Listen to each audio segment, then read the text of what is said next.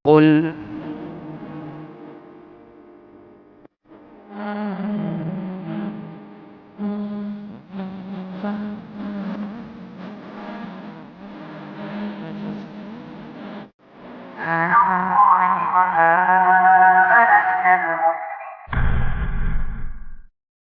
Bismillahirrahmanirrahim. Assalamualaikum warahmatullahi wabarakatuh. Innal hamdalillah nahmaduhu wa nasta'inuhu wa nastaghfiruh wa na'udzu billahi min shururi anfusina wa min sayyiati a'malina. May yahdihillahu fala mudilla lahu wa may yudlil fala hadiyalah. Wa asyhadu an la ilaha illallah wahdahu la syarikalah wa asyhadu anna Muhammadan abduhu wa rasuluh. Allahumma shalli ala nabiyyina Muhammad wa ala alihi wa man tabi'ahum bi ihsan ila yaumiddin. Allahumma inna nas'aluka ilman nafi'a wa rizqan thayyiba wa amalan mutaqabbala. Allahumma inna na'udzubika min zawali ni'matik wa tahawuli afiyatik wa fujaati nikmatik wa jami'i sakhatik. Puji syukur kita panjatkan pada Allah. Salawat dan salam semoga tercurah pada junjungan kita Nabi besar Nabi Agung Muhammad sallallahu alaihi wasallam. Pertama-tama kita bersyukur atas nikmat karunia umur panjang dan berbagai macam nikmat yang lainnya yang telah Allah anugerahkan pada kita sekalian, sehingga kita bisa berada di majelis yang mudah-mudahan senantiasa majelis semacam ini mendapatkan berkah dari Allah Subhanahu wa taala. Salawat dan salam semoga tercurah pada junjungan kita Nabi besar Nabi Agung Muhammad sallallahu alaihi wasallam yang telah memberikan kita contoh-contoh terbaik untuk beragama dan yang kita nantikan syafaat beliau pada hari kiamat kelak. Bapak ibu-ibu sekalian, ya, semoga senantiasa dirahmati oleh Allah Subhanahu wa taala. Kami bersyukur pada kesempatan pagi hari ini diberikan kesempatan untuk hadir di lingkungan Al-Azhar di Pogung Lor, Yogyakarta. Walhamdulillah, ini baru pertama kali kami hadir di tempat ini dan juga bertemu dengan bapak ibu sekalian. Mungkin sebagian sudah terbiasa menghadiri majelis kami, namun yang lainnya barangkali belum pernah untuk menghadiri majelis-majelis kami yang ada. Mungkin sebelum kami mengawali dengan tema kali ini, mungkin kami perkenalkan diri terlebih dahulu. Butuh perkenalan apa tadi sudah cukup? Butuh lagi apa? Cukup dengan data-data tadi? Nampak langsung? Gimana ibu-ibu? Diulang lagi? Baik. Nama lengkap ada di buletin situ, Muhammad Abduh Tuasikal. Tuasikal itu marga saking Ambon. Ini sudah hitam-hitam banget. Pas lagi di Jogja saja. Terus lahir di Ambon. Tanggal lahir perlu juga? Nah, perlu. 24 Januari 1984. Sudah tua kan? Sudah tua banget. Terus pendidikan dari taman kanak-kanak sampai SMA di kota Jayapura, Papua. Sudah pernah ke Papua, Bu? Sudah pernah lihat orang Papua apa belum? Sudah kan? Sudah. Namun saya nggak ada tampang Papua, namun sekolah di sana dari TK sampai SMA. Kemudian diterima lewat jalur pemilihan bibit unggul daerah PBUD dulu di zaman saya dulu. Saya daftarkan diri waktu itu ke Universitas Gadjah Mada.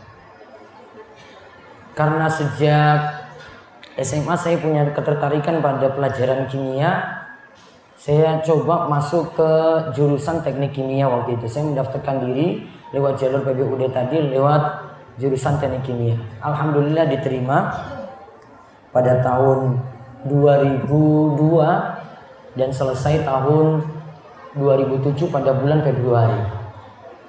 Nah, kemudian saya sempat lanjut S2 di UGM, namun saya tidak rampungkan. Kemudian tahun 2010 saya lanjutkan S2 tadi di Universitas Raja Saudi. Bahasa Arabnya itu Jami'ah Malik Saud. Bahasa Inggrisnya King Saud University. Di jurusan teknik kimia juga. Lalu konsentrasinya waktu itu polymer engineering. Selesai dari 2010 sampai 2013. Saya berarti baru di Jogja di sini setelah dari Saudi sudah sekitar 6 tahun. Saya balik dari Saudi Maret 2013. Karena waktu itu saya buru-buru pulang dikarenakan istri sedang hamil anak ketiga. Saya selesaikan tesis cepat, nulis tesis kira-kira 2 bulan waktu itu saya rampungkan. Terus sidang tesis di bulan Januari dan saya ngurus kepulangan di bulan Februari. Akhirnya awal-awal Maret saya sudah di tanah air lagi. Setelah itu saya punya inisiatif untuk membuat pesantren. Harusnya teknik kimia itu buat pabrik, namun saya buat pesantren. Saya bangun di desa saat ini di Dusun Wara, Desa Giri Sekar, Kecamatan Panggang. Kok bisa sampai buat seperti itu? Karena sejak S1 dulu saya lebih konsen sebenarnya untuk belajar agama. Walaupun saya belajar teknik kimia juga. Saya kuasai bahasa Arab, kemudian baca-baca kitab, dan sejak kuliah ketika itu punya kegemaran untuk kuasai bidang ilmu agama dengan belajar dari guru-guru yang ada di Jogja. Nah, makanya ketika saya dari 2004 sampai 2010 saya belajar terus secara intensif maupun privat dengan guru-guru yang ada di Jogja sini. Saya malah sering sebenarnya ke daerah sini, di Monjali sini, di utara sini ada Pondok Taruna Quran. Ada nggih? Nah, situ ada guru saya di situ dulu masih menetap di situ, Ustadz Aris Munandar. Saya belajar sekitar 6 tahun setiap pagi kepada beliau dari hari Senin sampai hari Kamis. Waktu masa-masa saya kuliah dulu. Ya, jalannya lewat sini. Mungkin saya hafal jalan ini karena dulu tempat belajar pagi-pagi sebenarnya. Saya belajar setengah 6 sampai jam 7 sebelum masuk kampus lagi. Dari 2004 sampai 2010 saya belajar. Kemudian pesantren tadi saya cuma konsen untuk bina masyarakat saja. Tidak menerima santri sama sekali dari luar. Jadi yang saya hadapi itu anak-anak, kemudian remaja sampai usia sepuh. Ya, bahkan saya lebih senang kalau ngajari orang-orang tua dibandingkan yang muda-muda. Kalau orang tua itu materinya nggak berat-berat. Paling cuma saya suruh hafal Al-Ikhlas, Al-Falaq, An-Nas, apalagi Bu, Al-Asr gitu. Inna atainakal kautsar gitu. Nah, paling enak kalau diajarkan pada orang sepuh gitu. Terus doa-doa, ayo Mbah hafalkan doa ini, doa ini, doa ini, doa ini. Sampai akhirnya kumpulan doa yang saya susun, saya buat jadi buku. Sebenarnya itu asalnya dari doa-doa yang saya ajarkan kepada santri masyarakat tadi berupa ibu-ibu muda maupun santri-santri dari sepuh-sepuh tadi. Dan sampai saat ini masih ada, ya, pesantren tersebut masih saya ajarkan juga. Kebanyakan jadwalnya kalau saya ngisi langsung setiap Sabtu maupun Ahad. Nah, sekarang kita lanjut. Cukup tadi? Cukup? Istri 1, anak 3. Insya Allah mau ke-4. Istri lagi hamil muda. Cukup kan Bu infonya? Cukup? Ada tanya lagi? Enggak? Cukup nih? Baik. Kita sekarang bahas tentang orang tua dan hadir di sini insya Allah orang-orang tua yang penyayang pada anak-anaknya, dan mudah-mudahan dari materi ini nanti bawa kebaikan dan keberkahan bagi kita semuanya. Baik, lihat di lembaran buletin, saya cuma bawakan hadis-hadis saja, cerita tentang bagaimana Nabi SAW mengajarkan tentang tipe orang tua yang penyayang seperti apa. Lalu bagaimanakah Nabi SAW menyayangi anak-anak kecil. Juga bagaimanakah Nabi SAW menyayangi cucu beliau Hasan dan Husain saat menjalankan ibadah. Baik, ada yang bisa baca buletin, monggo, nanti tinggal tak ini. Ada ibu yang bisa baca? Ada yang mau baca, Bu? Mau baca buletinnya? Ada? Kalau enggak saya baca langsung. Ada ibu yang mau baca? Baik. Ini baca artinya aja, Bu.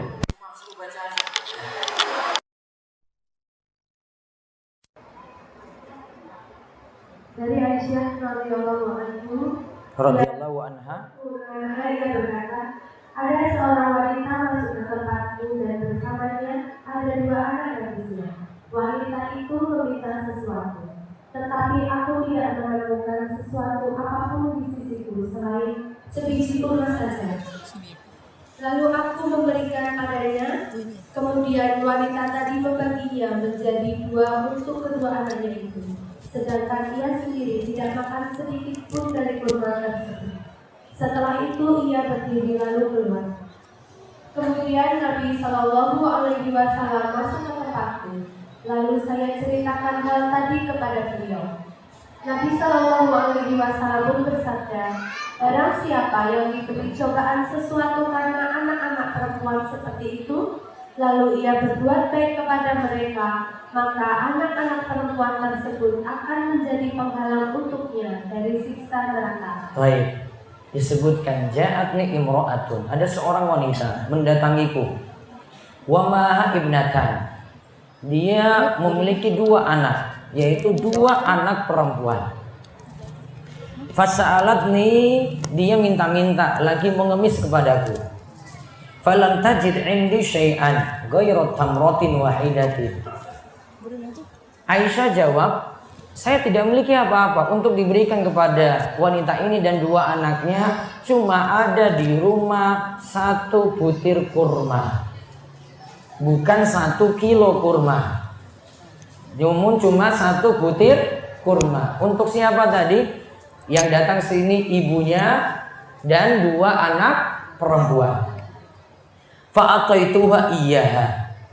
Saya lantas, kata Aisyah, saya beri kepada wanita tadi.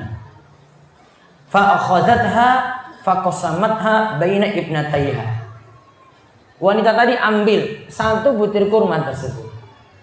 Kemudian ketika dia ambil, dia bagi untuk 2 putrinya tadi, 2 anak perempuannya. Walam ta'kul minha syai'a. Dan ibu ini tidak ambil jatah sedikit pun dari kurma tadi.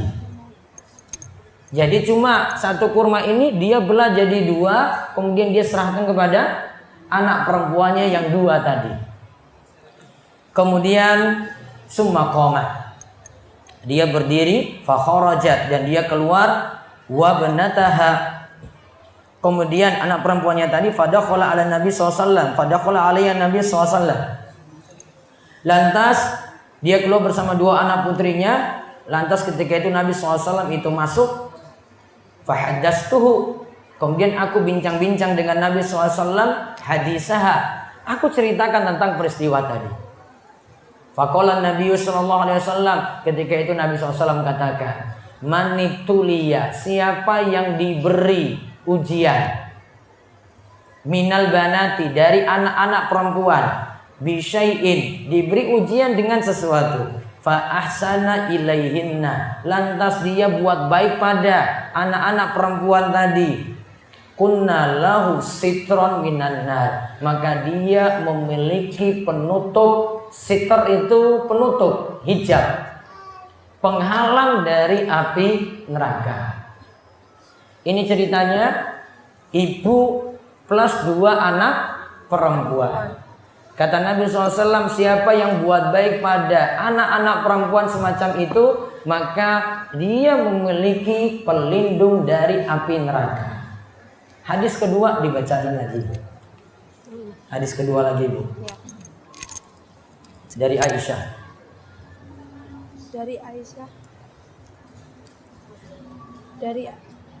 Dari Aisyah radhiyallahu anha, ia berkata, saya didatangi oleh seorang wanita miskin yang membawa kedua anak gadisnya. Lalu saya memberikan makanan kepada mereka berupa 3 buah kurma. Wanita itu memberikan setiap sebiji kurma itu kepada kedua anaknya, dan sebuah lagi diangkat lagi ke mulutnya. Namun, kedua anaknya itu meminta kurma yang hendak dimakannya tersebut. Kemudian wanita tadi memotong buah kurma yang hendak dimakan itu menjadi 2 bagian dan diberikan pada kedua anaknya. Keadaan wanita itu membuat saya takjub. Maka saya beritahukan perihal wanita itu kepada Rasulullah Shallallahu Alaihi Wasallam. Lantas beliau pun bersabda, sesungguhnya Allah telah mewajibkan untuk wanita itu masuk surga karena perbuatannya, atau akan dibebaskan juga dari siksa neraka. Baik, masih sama istri Nabi Sallallahu Alaihi Wasallam, Aisyah radhiyallahu anha. Ini istri Nabi SAW yang paling muda. Tahu Bu, Aisyah nikah dengan Nabi usia berapa tahun? Berapa tahun Bu? Ya? Sudah berapa tahun Aisyah nikah dengan Nabi SAW? Pernah dengar nggak? Atau masih rancu tentang tahun, berapa tahun usianya ketika itu? 6 tahun. Nabi SAW meninggal dunia usia Aisyah 18 tahun. Berarti sekitar berapa tahun itu jadi istri? Berapa itu? 18 kurang 6? 12 tahun. Digauli ketika sudah balik. Baliknya itu orang Arab itu sekitar 9 tahun. Digauli ketika 9 tahun. Ibu dengar ini gak usah protes aja lah, sudah selesai. Dengar aja gitu. Daripada protes sejarah. Dan itu ceritanya benar, apalagi kaitannya dengan syariat. Kita kalau urusan dengan syariat, pokoknya terima saja. Taslim, istilahnya itu taslim. Saya pasrah, oh ini jadi syariat saya nih. Saya terima apa adanya. Saya contohkan, kadang syariat kita mungkin ngajarkan yang ibu-ibu nggak biasa lakukan. Dan mungkin sebagian ibu-ibu, bapak-bapak mungkin nganggapnya itu, wah kok jijik banget ya seperti itu ya. Saya contohkan.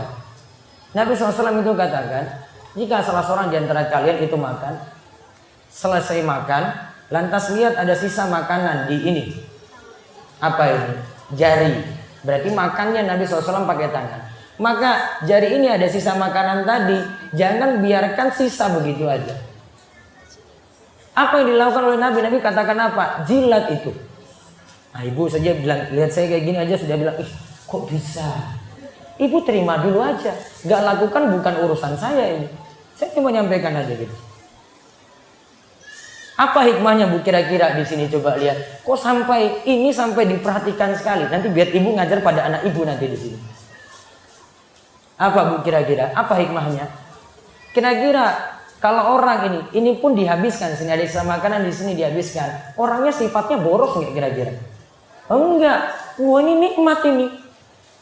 Daripada terbuang sia-sia, saya cuci. Iya, sisa makanan cuma ngalir saja situ di wastafel.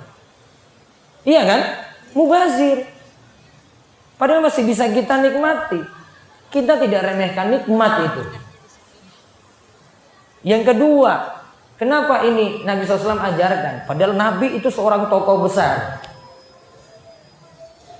Itu bukan tokoh biasa. Nabi seorang tokoh besar. Namun melakukan amalan kayak gini, kalau kita ini nganggap itu, kalau kita ya, orang-orang kita itu mungkin nganggap, wah ini saya cuma lihat di orang-orang desa saja. Maka Nabi SAW mengajarkan sesuatu yang penting sekali. Nabi itu ajarkan kita disuruh supaya hidup itu dengan sifat tawadhu. Tawadhu itu apa? Hidup biasa-biasa, levelnya mungkin dia tinggi, namun dia berusaha sejajar dengan yang lainnya. Rendah hati yang diajarkan oleh Nabi Shallallahu Alaihi Wasallam. Ibu coba lihat kalau ada yang kayak gini ya. Padahal mungkin dia punya mobil mewah, kok bisa bapak itu kayak gitu? Ini orang mana ini dia? Ternyata dia bos besar. Namun dia tahu sunnah Nabi SAW ini, dia jalankan. Dia nggak remehkan nikmat loh orang seperti ini. Ini baru saya ngajarkan sebentar aja ini. Ini belum lagi lihat hadis semacam ini, masih banyak lagi cerita tentang ini. Ini baru satu. Diajarkan seperti itu. Nah, balik lagi tadi tentang Aisyah. Aisyah tadi berapa tahun dinikahi tadi? 6 tahun. Digauli berapa? 9 tahun. Meninggal dunia Nabi SAW, Aisyah umur berapa tahun? 18 tahun. Pertanyaannya, Aisyah punya keturunan atau tidak? Tidak. Aisyah tidak punya keturunan. Apa hikmahnya Nabi SAW menikahi Aisyah yang masih dalam usia belia tadi? Hikmahnya, bapak ibu-ibu, Aisyah itu wanita cerdas. Hadisnya itu sangat banyak. Dalam perihal menerima hadis dari Nabi SAW, Aisyah itu ranking 4 setelah sahabat laki-laki yang lainnya. Nabi butuh ada istri yang cerdas, istri yang kuat hafalan, sehingga kalau beliau membicarakan sesuatu ada yang merekam langsung. Memorinya jelas. Dia terima tadi hadisnya gitu. Maka kalau sahabat-sahabat yang lain laki-laki itu dengar hadis, ada masalah, mereka tanya pada Aisyah, Aisyah ini benar gak ini riwayatnya kayak begini. Kamu riwayatnya kayak gimana? Tanya pada Aisyah. Aisyah yang koreksi itu.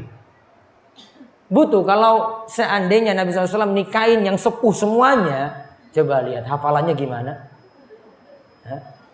Tentu dia akan mempertahankan hafalan yang dulu saja ada kan. Maaf, hobi hafalan ibu apa coba? Al-Quran? Nah sudah gak usah saya tanya kan. Nah, saya sudah tahu hobinya apa. Coba kalau yang dia Nabi SAW nikahi semua, gak ada yang usia seperti Aisyah ini. Hadis gak bisa dipertahankan banyak itu. Padahal harus ada yang ketahui keseharian Nabi SAW ketika di rumah. Mandi junubnya Nabi bagaimana. Dia dengan istri-istri di rumah bagaimana. Kan nanti bisa ceritakan itu. Sehingga kita dengar kehidupan Nabi SAW secara utuh. Dari istri yang langsung terjun ya di rumah dan tahu keadaan Nabi SAW itu seperti apa. Total istri Nabi berapa bu? Total berapa bu? 4. 4 dari mana bu? Berapa bu? Berapa? Ibu-ibu, saya mau cari tahu ini ibu-ibu nerima apa enggak ini ya ini kayak begini. Saya cuma nyebut aja loh, ini enggak macam-macam loh saya ini. Berapa pak? Jenengan istrinya berapa pak? 1. Istri Nabi berapa? 11. 2 meninggal ketika Nabi masih hidup. Zainab binti Khuzaimah dan Khadijah. Khadijah istri pertama kan, meninggal dunia ketika Nabi SAW masih hidup. Terus Zainab binti Khuzaimah cuma 2 atau 3 bulan nikah dengan Nabi, kemudian meninggal dunia.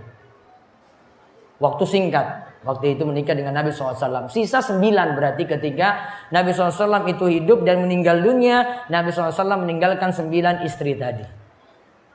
Dan yang dinikahi dalam keadaan perawan, gadis siapa coba? Aisyah. Yang usianya dekati Aisyah ada Hafsah. Hafsah ini hampir dekat usianya dengan Aisyah.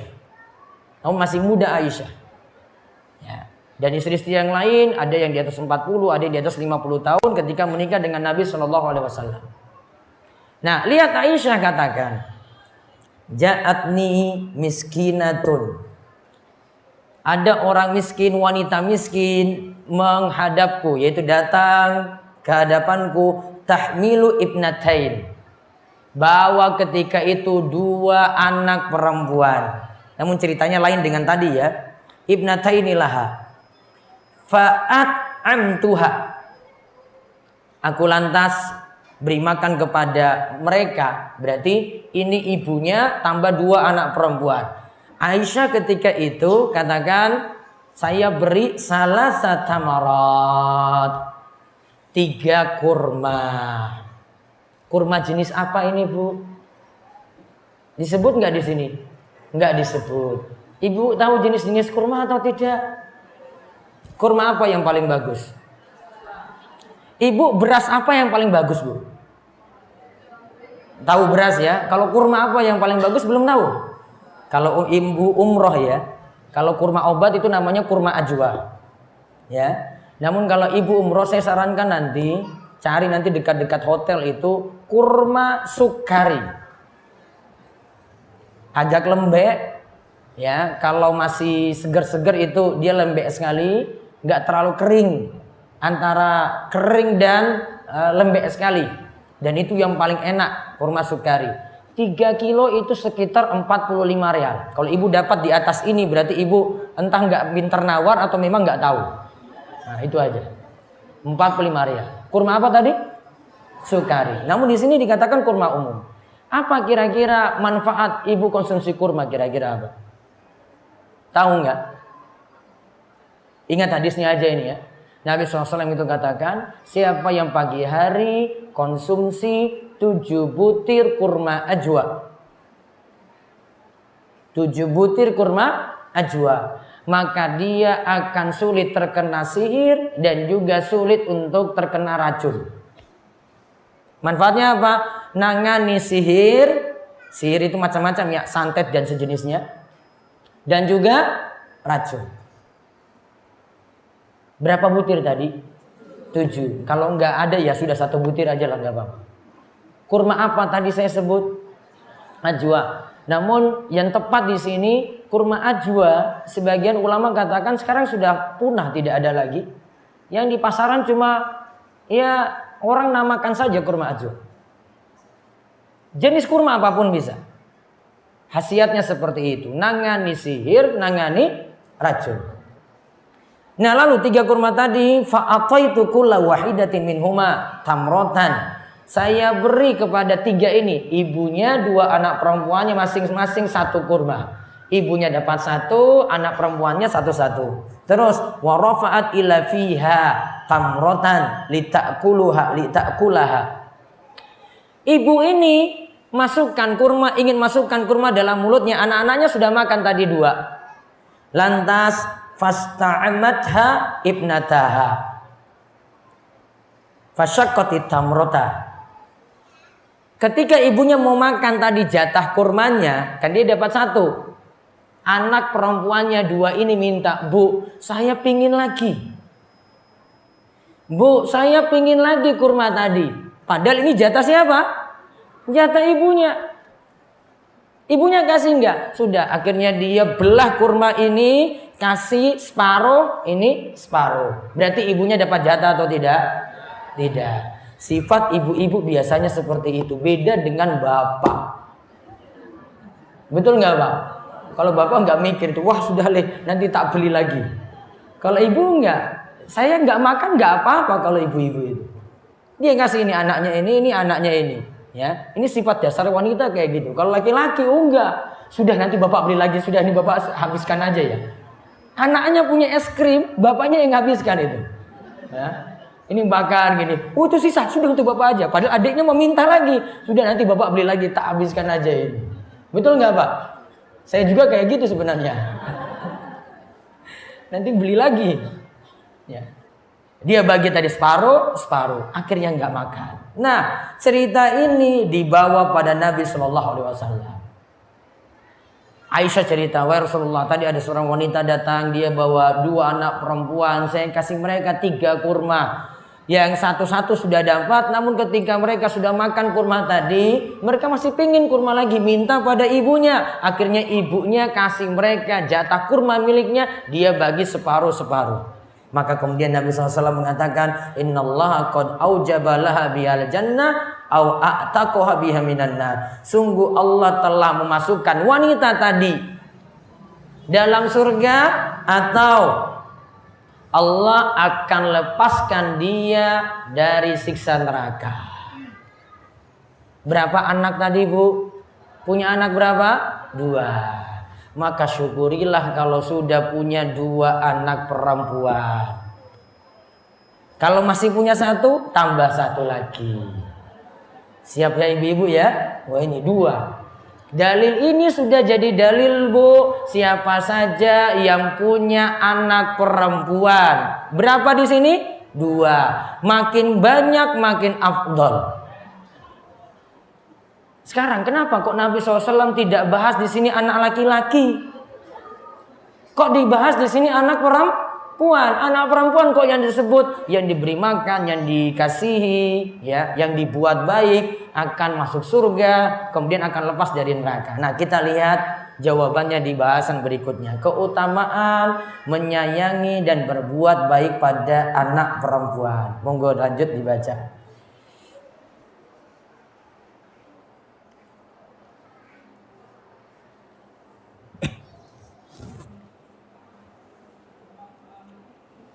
Lanjut Bu, yaitu 2 hadis di atas. 2 hadis di atas menunjukkan mengenai hukum mendidik anak dan berbuat baik kepada mereka. Jika anak tersebut perempuan, maka lebih tekankan lagi. Pahala mendidik anak perempuan lebih besar berdasarkan hadis yang dikemukakan di atas. Apa alasannya kenapa sampai Islam lebih perhatian pada pendidikan anak perempuan? Ada beberapa alasan di sini. Nah, perhatikan alasannya ya. Nanti dibacakan lengkap. Ada 4. Ya. Yang pertama, karena ada sebagian orang yang kurang suka dengan anak perempuan seperti pada masa jahiliyah sebelum Islam. Itulah mengapa sampai disebut dalam hadis yang dikaji ini. Anak wanita itu adalah ujian karena umumnya banyak yang tidak suka. Sebagaimana diterangkan pula mengenai keadaan orang musyrik. Allah Ta'ala berfirman yang artinya, dan apabila seseorang dari mereka diberi kabar dengan kelahiran anak perempuan, hitamlah atau merah padamlah mukanya, dan dia sangat marah. Quran Surat An-Nahl ayat 58. Yang kedua, nafkah yang diberikan pada perempuan lebih banyak. Yang ketiga, mendidik anak perempuan lebih susah. Yang keempat, pendidikan yang baik pada anak perempuan akan membuat mereka mewariskan didikan tersebut pada anak-anaknya nanti, dan wanita itulah yang bertindak sebagai pendidik di rumah. Terus di bawahnya lagi juga dijanjikan dalam hadis bahwa siapa yang mendidik anak perempuannya dengan baik, maka ia akan terbentengi dari siksa neraka dan dijanjikan masuk surga. Dalam hadis lainnya dari Anas bin Malik radhiyallahu anhu, Nabi Shallallahu alaihi wasallam bersabda, siapa yang mendidik 2 anak perempuan hingga ia dewasa, maka ia akan datang pada hari kiamat dalam keadaan aku dan ia. Lantas Nabi Shallallahu alaihi wasallam mendekatkan jari jemarinya. Hadis riwayat Muslim nomor 2631. Artinya begitu dekat dengan Nabi Shallallahu alaihi wasallam. Taib. Ada beberapa alasan kenapa di sini disebut anak perempuan. 1. Di masa jahiliyah dulu sebelum Islam itu datang, anak-anak perempuan itu lebih tidak disukai, ditindas. Kalau di sini disebutkan jika mereka diberikan kabar, ini siapa yang lahir? Diberitahu itu anak perempuan, dhalla wajhuhu muswadda wa huwa kadhim. Wajahnya seketika itu berubah, tanda tidak suka, dan ketika itu berubah jadi marah. Apa tindakan selanjutnya kalau dapati anak perempuan? 2 pilihan kalau orang jahiliyah dulu sebelum Nabi SAW datang. Yang pertama, dikuburkan hidup-hidup anak perempuan tadi. Yang kedua, anak perempuan tadi kalau mau dibiarkan hidup, dia statusnya jadi hina dan banyak disepelekan ketika itu. Di antaranya wanita kalau hidup di masa dulu sebelum Islam itu datang tidak mendapatkan jatah waris. Saya contohkan tadi, apa buktinya kalau perempuan itu sampai ditindas, sampai dikubur hidup-hidup. Umar itu pernah mengingat lagi masa dulunya. Ketika ayat itu menyebutkan wa idzal mau'udatu su'ilat. Kenapa sampai anak perempuan itu kalian mau kubur hidup-hidup? Gimana nanti kalau kalian ditanya pada hari kiamat? Umar dengar ayat ini, dia ingat masa lalunya dulu. Oh iya, orang-orang jahiliyah dulu itu seperti ini mereka kerjaannya. Kalau dapati anak perempuan itu lahir. Yang kedua tadi, tidak diperlakukan adil dahulu. Waris gak dapat. Perempuan dahulu bebas dinikahi bagaimanapun caranya.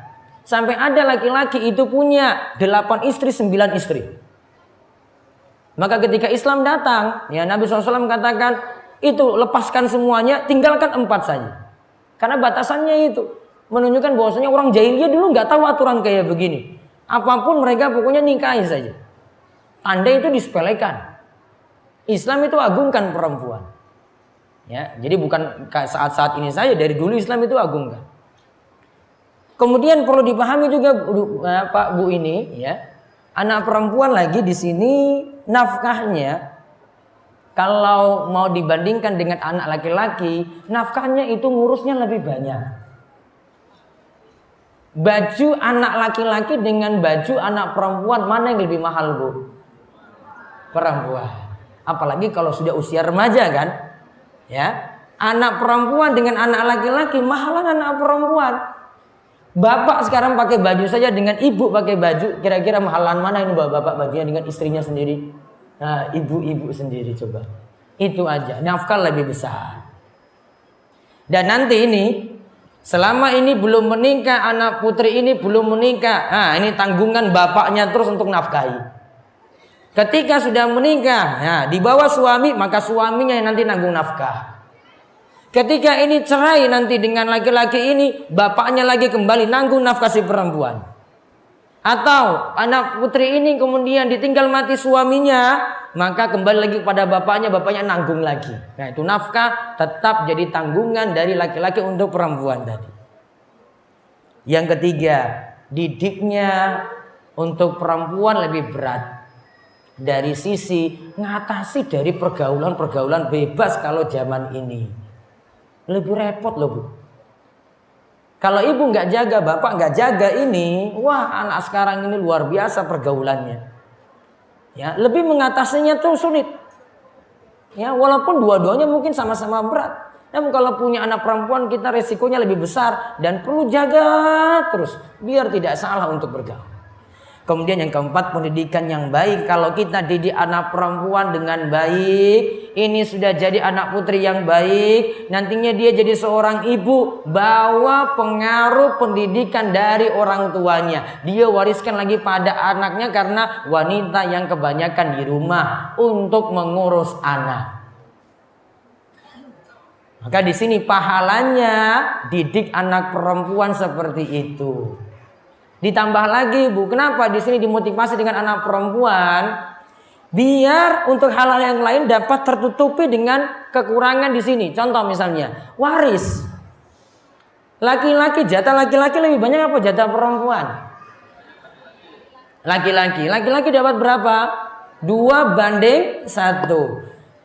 Orang tuanya meninggal, kemudian tinggalkan cuma 2 anak saja. 1 laki, 1 perempuan.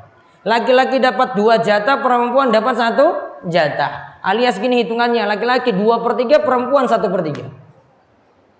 Itu baru 2 anak. Nanti kalau 5, lihat lagi laki-lakinya berapa, perempuannya berapa. Pokoknya laki-laki harus 2 kali daripada anak perempuan. Nah untuk tutupi itu dimotivasi, kamu jangan cuma lihat ini lebih banyak, namun anak perempuan dari sisi kamu didik dengan baik, pahalanya lebih besar. Juga di beberapa tempat, kenapa anak perempuan di sini lebih motivasi lagi? Kita kalau di Indonesia ada yang memakai marga. Marga itu kan pakai jalur bapak laki-laki. Ya, seperti saya ini tua sikal ini, ya. Punya harapan itu kalau keluarga besar tuh punya harapan pokoknya anaknya laki-laki. Kenapa? Kalau perempuan nggak bisa wariskan marga besar tadi. Ya, marga besar tadi tidak bisa diwariskan kepada yang berikutnya di bawah. Maka mereka sangat inginkan sekali anak laki-laki dibandingkan anak perempuan. Maka Islam beri motivasi. Kamu punya anak perempuan, pahalanya seperti ini, seperti ini, seperti ini. Itu hikmahnya. Di samping yang 4 tadi disebutkan. Apalagi Nabi SAW katakan, Man ala jariyatain. Siapa yang mendidik. Berarti bukan hanya memiliki, namun juga punya peluang untuk mendidiknya. Bisa jadi mendidik langsung atau menyekolahkan dengan baik. Mendidik 2 anak perempuan hingga ia dewasa. Berarti sampai dia lepas nikah, baru lepas tuh orang itu untuk tanggung jawab. Maka ia akan datang pada hari kiamat dalam keadaan aku dan dia. Aku dan dia. Berarti dia dengan Nabi SAW bagaikan 2 jari. Ini Nabi berisyarat dengan jari jemarinya dekat dengan Nabi Shallallahu Alaihi Wasallam. Syaratnya adalah punya 2 anak perempuan. Yang kedua, dididik dengan baik. Contoh gimana sekarang pendidikannya, Bu? Sederhana. Kalau ibu-ibu di rumah, bapak-bapak itu di rumah, anak itu punya kewajiban besar untuk menjalankan sholat. Kalau putri punya kewajiban besar untuk nutup aurat. Sejak kapan anak ini diajak untuk sholat, Pak, Bu? Sejak kapan? Sejak kapan? Lahir langsung suruh sholat? Sejak kapan, Bu? Berapa tahun, Pak? 7 tahun. Lebih ditekankan lagi usia berapa? 10 tahun. Ya, 10 tahun jika tidak mau diajak sholat, dia nggak mau, maka ketika itu orang tua bisa bersikap lebih keras. Terus untuk anak perempuan kapan kalau gitu disuruh?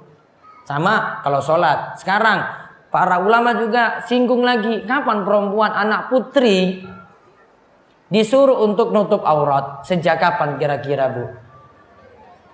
Sejak kapan? Kalau sudah balik jadi wajib. Ya, sudah balik jadi wajib. La yaqbalullahu sholata haidin illa bi khimar. Nabi SAW katakan, Allah tidak menerima sholat wanita yang sudah balik dengan ditandai haid, kecuali dia tutup tadi kepalanya. Berarti menutup kepalanya ini ketika dia sudah balik dapati haid. Sudah balik dapati haid. Berarti kalau belum, dia belum wajib. Namun para ulama itu sarankan untuk anak putri, ya sedari kecil itu sudah dididik untuk nutup aurat. Bahkan mungkin masih TK sudah diajak itu untuk pakai jilbab. Ibunya juga contohkan seperti itu, nutup aurat. Biar anak-anaknya juga nurut nanti ngikuti seperti itu dalam hal menutup aurat tadi. Nah, ini kaitannya dengan keutamaan memiliki anak perempuan. Terus anak laki-laki gimana, Bu? Nggak perlu disebut. Kenapa tidak perlu disebut? Masuk keutamaan anak secara umum. Kenapa ditekankan perempuan ya? Karena ada 4 sebab tadi yang kita sebutkan. Anak laki-laki, wah ini jadi masuk dalam hadis-hadis yang umum. Misalnya ini jadi doa dari anak yang soleh. Karena nanti anak laki-laki tanggung jawab pada orang tuanya terus walaupun dia sudah menikah. Beda dengan anak perempuannya, Bu. Kalau anak perempuan sudah menikah, tanggung jawabnya sekarang dia dengan siapa kalau gitu? Dia tanggung jawab penuh pada siapa? Pada suaminya. Kalau anak laki-laki, ini sudah ikut orang tuanya saja. Orang tuanya susah, dia nanti selain nafkahi istri, nafkahi juga orang tuanya, bapak ibunya sekaligus. Kapan itu mulai wajib nafkah kepada orang tua? Para ulama itu katakan kalau penuhi 2 syarat. Pertama, orang tua nggak kerja lagi. Kemudian yang kedua, orang tua tidak ada penghasilan lagi. Maka beralih kewajiban nafkah anak yang ngurus. Anak nafkahi langsung orang tua. Namun gimana kalau tadi hanya punya anak perempuan? Maka nanti suaminya dari anak perempuan ini, dia juga tetap nafkahi juga mertuanya. Namun sifatnya bukan istilahnya nafkah, namun membantu ya mertuanya tadi. Namun beda kalau untuk anak-anak laki-laki langsung beri nafkah pada orang tua. Nah sekarang lihat lagi tanda sayang dengan mencium anak. Islam ajarkan tanda sayang itu dengan mencium anak. Kita lihat 2 kisah di sini. Dibaca, Bu. Ya, yang atas itu Abu Hurairah. Tanda sayang dengan mencium anak. Abu Hurairah radhiyallahu anhu berkata, Nabi Shallallahu Alaihi Wasallam mencium Al Hasan bin Ali dan di sisi Nabi ada Al-Aqra' bin Habis At-Tamimi yang sedang duduk. Maka Al-Aqra' berkata, aku punya 10 orang anak, tidak seorang pun dari mereka yang pernah kucium. Maka Rasulullah Shallallahu Alaihi Wasallam pun melihat kepada Al-Aqra', lalu beliau berkata, barang siapa yang tidak menyayangi, maka dia tidak akan disayangi. Hadits Bukhari nomor 5997 dan Muslim nomor 2318. Nah, terus di bawahnya lagi dalam kisah yang sama. Dalam kisah yang sama dari Aisyah radhiyallahu anha, ia berkata, Seorang Arab Badui datang menemui Nabi Shallallahu Alaihi Wasallam lalu berkata, apakah kalian mencium anak laki-laki? Mereka menjawab, kami tidak mencium mereka. Maka Nabi Shallallahu Alaihi Wasallam berkata, aku tidak bisa berbuat apa-apa kalau Allah mencabut rasa sayang dari hati ini. Hadis riwayat Bukhari nomor 595, 998 dan Muslim nomor 2317. Nah, lihat. Yang pertama, kisah Al-Aqra. Punya berapa anak di sini? Berapa anak? 10. Kalau di negara kita itu sudah melanggar. Ya, karena 2 anak cukup kan? Kalau saya nggak ikut itu. Ya, ini 10 anak. Ditanya, kamu pernah nggak cium 10 anak ini? Coba dia punya 10 anak, dia jawab, 1 pun belum pernah saya cium anak tadi. Kaget Rasulullah, luar biasa kamu gak pernah cium mereka. Maka Nabi SAW katakan, man la yarham la yurham. Siapa yang tidak menyayangi maka ia tidak akan disayangi. Siapa yang tidak menyayangi maka ia tidak akan disayangi. Berarti wujud tanda sayang pada anak adalah dengan mencium anak kita. Dan ini tanda orang tua sangat sayang sekali pada anak. Kalau kebiasaan orang Arab itu bukan mencium pada pipi, namun mereka cium pada jidat sini. Sampai pun orang Arab itu menyikapi ulama juga.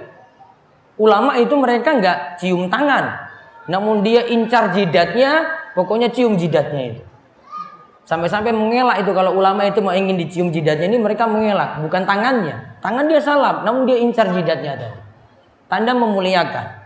Maka setiap tempat nanti berbeda-beda. Ada yang cium tangan, ada yang cium pipinya, ada yang cium jidatnya gitu. Apakah harus mencium tangannya tadi sampai dihirup-hirup gitu? Enggak. Enggak pakai aturan kayak begini, bebas.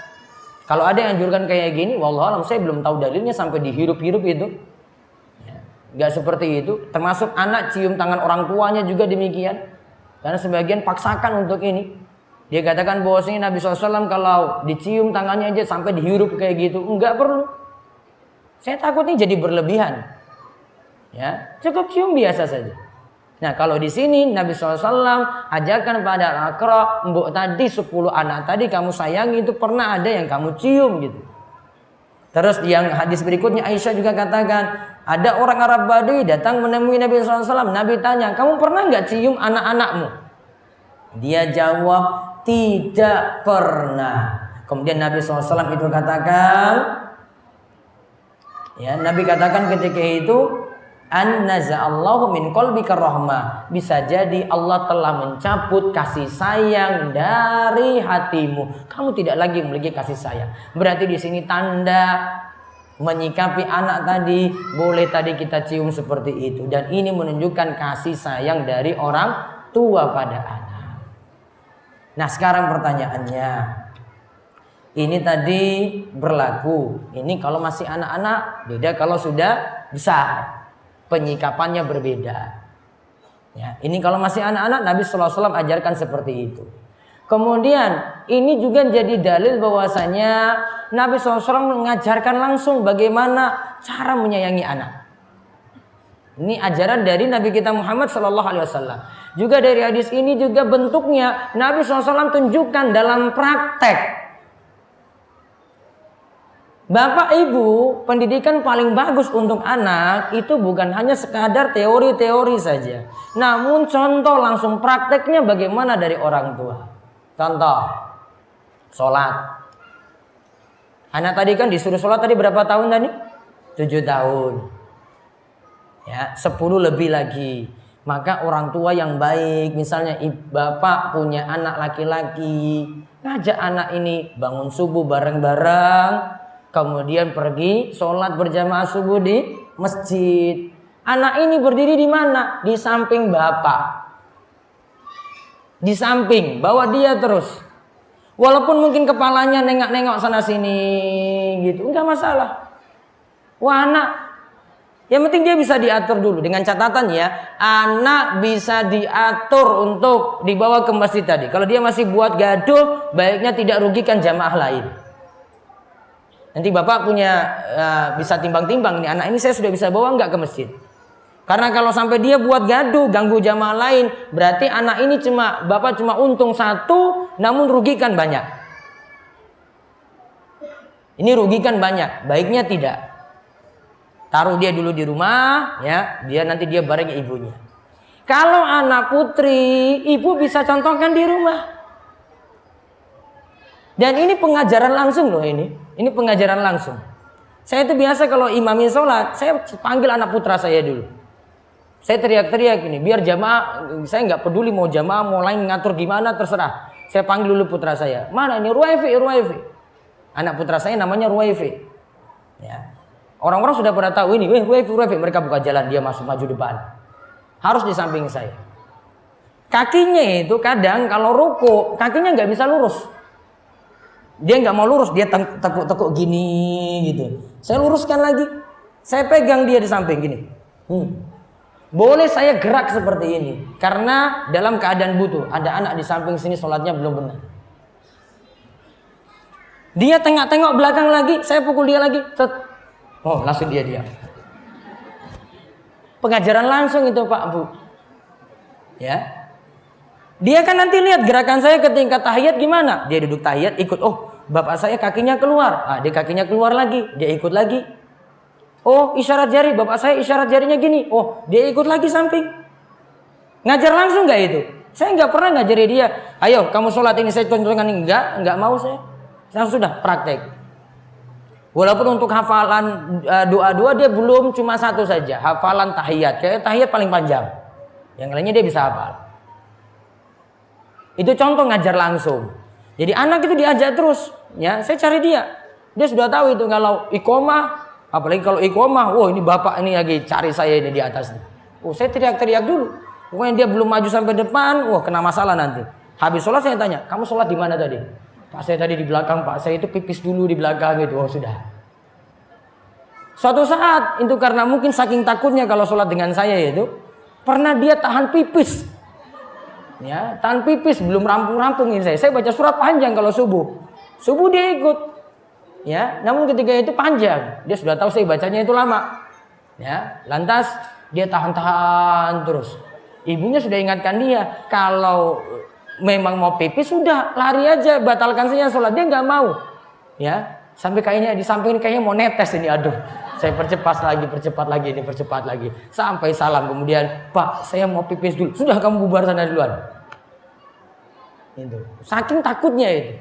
Namun ini akan didik dia terus tuh pelan-pelan, terbiasa lagi. Besok lagi tahu oh ini waktu sholat lagi bangun. Walaupun bangun subuhnya mesti dibangunkan, nggak apa-apa.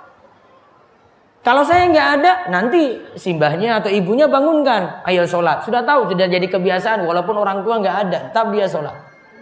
Itu namanya pengajaran langsung. Kalau yang putri, nah nanti dengan ibunya di rumah, langsung diurus sama ibunya. Ibunya nanti ingatkan, sudah sholat apa belum? Ini pengajaran sederhana, dicontoh langsung. Maka tadi Nabi SAW kan tadi praktekkan, nyium langsung. Akra, yang belum pernah nyium 10 anak tadi, biar nyontoh. Makanya Nabi tanya, kamu pernah cium nggak anakmu itu? Pernah?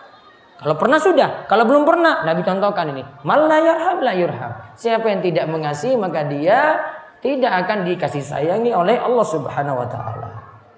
Nah, contoh lagi teladan Nabi pada cucunya. Nabi SAW kan punya cucu. Nabi punya putra berapa? Putri berapa? Nah, ini belum tahu juga nih kayaknya. Putra 3, putrinya 4. Semuanya itu dari jalur Khadijah. Ada satu anak laki-laki itu dari jalur budak beliau bernama Maria Al-Qibtiyah. Pokoknya totalnya 7. Saya rinci namanya. Putra dulu apa putri dulu? Putra berapa tadi? 3. 1 namanya Abdullah. 2 namanya Qasim. 3 namanya Ibrahim. Yang nomor 3 ini Ibrahim ini yang tadi dari ibunya namanya Maria Al-Qibtiyah. Istri Nabi 11, Maria ini dari budak. Budak ini bukan pembantu, tawanan perang. Nabi ambil, dinikahi. Nah, punya putra tadi namanya siapa? Ibrahim. Ibrahim itu meninggal dunia ketika terjadi gerhana. Maka ketika terjadi gerhana, orang-orang itu pada bertanya-tanya, kok pas ya Ibrahim itu meninggal dunia pas terjadi gerhana matahari. Maka Nabi SAW naik mimbar, kemudian Nabi terangkan, meninggalnya ini gerhana matahari bukan karena ada yang lahir atau ada yang meninggal dunia. Sudah, itu cuma ketetapan Allah saja untuk menakut-nakuti manusia. Gerhana untuk menakut-nakuti manusia. Namun kalau saat ini gerhana jadi ajang untuk selfie. Kalau ini Nabi SAW untuk nakuti manusia, jadi harus takut. Ini jangan-jangan kiamat ini ya, jangan-jangan kiamat ya gitu. Maka suruh sholat. Kalau kita sholat tunggu dulu ini, mumpung ini, foto dulu, sholat dulu. Sholat berapa rakaat? Nah, sholat gerhana berapa rakaat? 2. Namun punya beda. Sholat gerhana itu setiap rakaatnya ada 2 ruku, ada 2 sujud. Ada 2 ruku, ada 2 sujud. Ya, rukuknya gimana 2 ruku? Sudah sampai ruku pertama. Sami Allahu liman hamidah, Rabbana walakal hamdu. Lanjut lagi sedekap, baca surat lagi. Alhamdulillahirabbil alamin. Al-Fatihah, baca surat, turun lagi ruku. Allahu akbar. Ruku kedua ini 1 rakaat. Sami Allahu liman hamidah. Ya, baru kemudian turun sujud, sujudnya 2 kali, rukuknya 2 kali dalam 1 rakaat. Balik lagi tadi. Putranya siapa? Abdullah, Qasim, Ibrahim. Putrinya Zainab menikah dengan Abul As. Terus siapa Bu? Ruqayyah. Terus Ummu Kulsum. Terus Fatimah. Suaminya Zainab namanya Abul As. Suaminya Ruqayyah namanya Utsman bin Affan. Suaminya Ummu Kulsum namanya Utsman bin Affan. 2. Ketika Ruqayyah meninggal, Utsman nikahi lagi Ummu Kulsum. Nabi SAW katakan pada Utsman, ketika Ummu Kulsum meninggal lagi, seandainya saya punya putri lagi, saya akan nikahkan lagi padamu. Terus yang keempat siapa tadi? Fatimah. Fatimah menikah dengan Ali bin Abi Thalib. Berapa tadi? 7 totalnya ya. Nah sekarang jalur untuk cucu Nabi SAW cuma dari 3 putra tadi semuanya meninggal ketika kecil.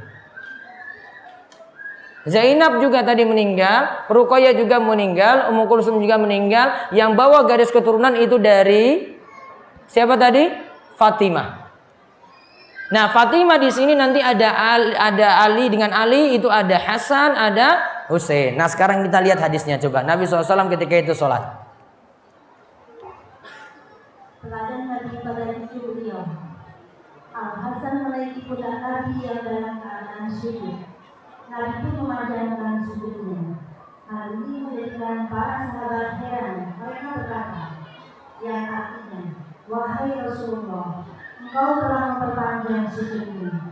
Kami mengira telah terjadi sesuatu atau telah diturunkan wahyu kepadamu.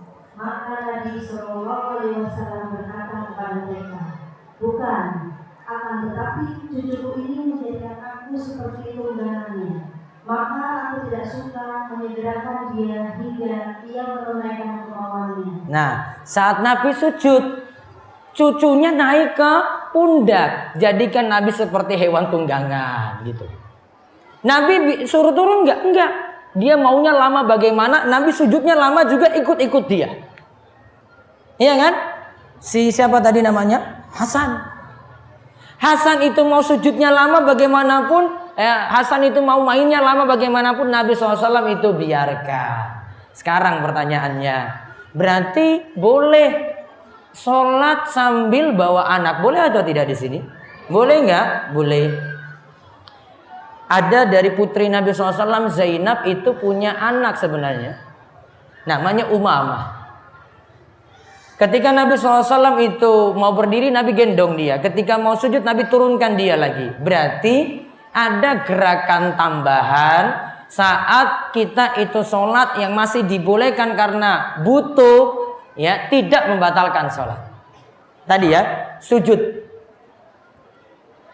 cucu Nabi SAW Hasan ikut sholat gitu. Jadikan Nabi SAW tunggangan. Kemudian ketika Umamah tadi, Nabi berdiri, Nabi gendong dia. Ketika sujud, Nabi SAW letakkan dia. Putri dari Zainab tadi dengan suaminya Abul As. Putrinya namanya Umamah.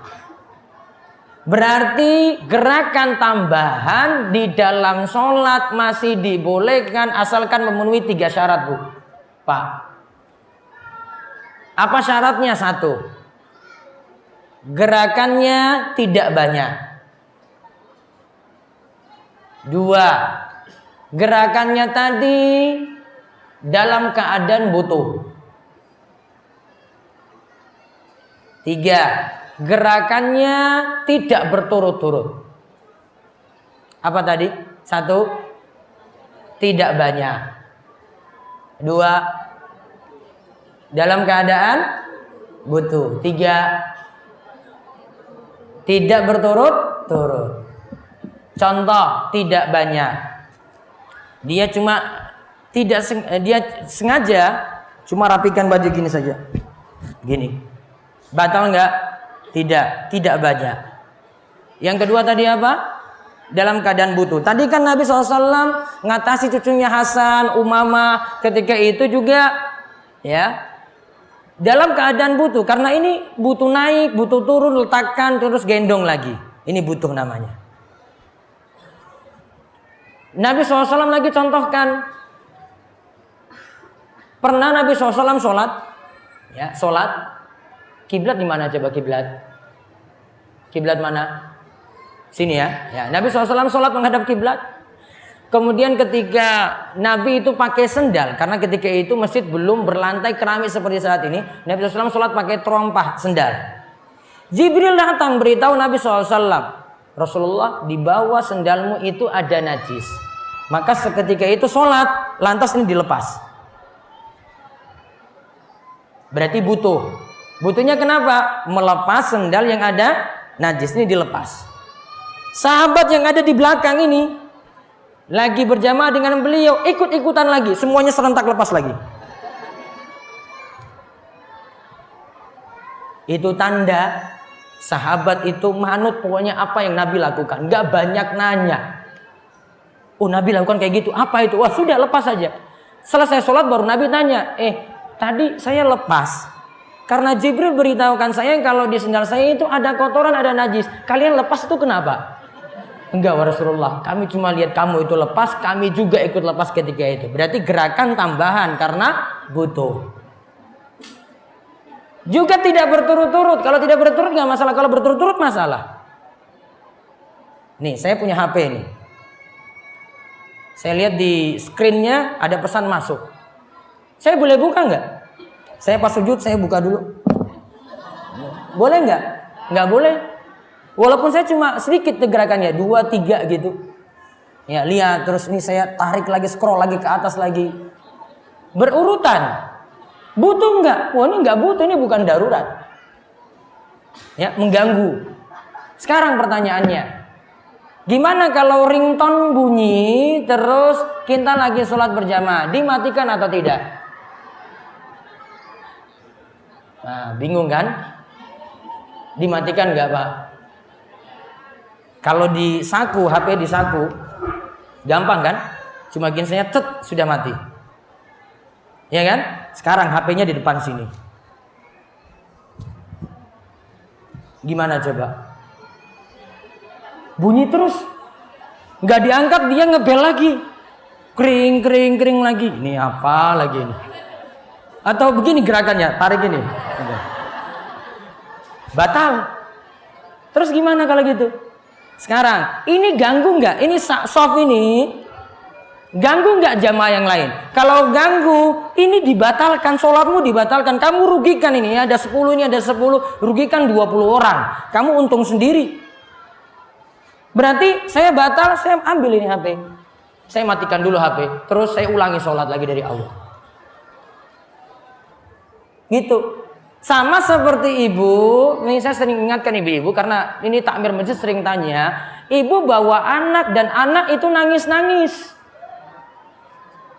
Kalau mungkin pas ibu gendong bisa mungkin didiamkan. Sekarang ibu letakkan anak di sini, terus anak nangis-nangis terus. Sekarang pertanyaannya, diapain coba anak ini? Apa batalkan sholat atau ibu lanjut saja? Lanjut saja. Ibu-ibu yang lainnya sudah gelisah itu. Ini ibu ini tunggu ini bar sholat nanti tak omongin langsung. Emosi kan yang lainnya. Ini ngapain? Coba nggak diangkat itu anaknya. Kok lanjut sholat terus? Kalau saya sarankan pada ibu ini batalkan sholat, bawa anak ini dulu ke belakang, ngurus anak ini dulu, baru ibu ulangi sholat lagi. Darurat. Ini sama seperti kondisi atau pertanyaan muncul kalau gimana terjadi gempa, lagi goyang-goyang ini berguncang gitu. Kita lagi sholat, batalkan nggak? Mana yang lebih dipentingkan, lanjut sholat atau pentingkan nyawa? Sudahlah saya pasrah, mati-mati aja. Nyawa lebih urgen, Bu. Pak, nyawa itu lebih urgen. Sehingga kalau terjadi kasus kayak gini, ya. Ini kan sering di medsos sering nanya-nanya kayak gitu kan. Kalau terjadi kasus kayak gini, sholat batalkan dulu, kabur dari situ, lari. Menyelamatkan diri di luar. Nah, waktu sudah longgar, tidak ada lagi masalah, laksanakan sholat, ulangi sholat tadi. Ibu pas di depan ini lagi sholat, terus tas ibu taruh di depan. Tiba-tiba ada yang langsung ambil tas ibu, langsung pergi. Bagaimana sikap ibu? Kejar itu aja kejar. Nggak terima, sama. Sholat berarti batal nggak? Dibatalkan, karena kejar itu lebih urgen. Saya batalkan dulu daripada saya sholat nggak tenang ini. Aduh ya Allah itu diambil, aduh kepiye ya. Mikir terus dia, nggak konsen, masalah kan? Sudah saya batalkan, saya ambil itu tadi, urus itu dulu, baru balik. Uang makanan saja, Bu. Nih makanan sudah tersaji. Sudah panggilan sholat berjamaah. Nabi katakan, ya, janganlah biarkan makanan ini dulu yang sudah tersaji. Dahulukan makan dibanding sholat berjamaah. Berarti sholat berjamaah ditinggal sementara waktu, dahulukan makan. Kenapa makanan didahulukan, Bu, kira-kira?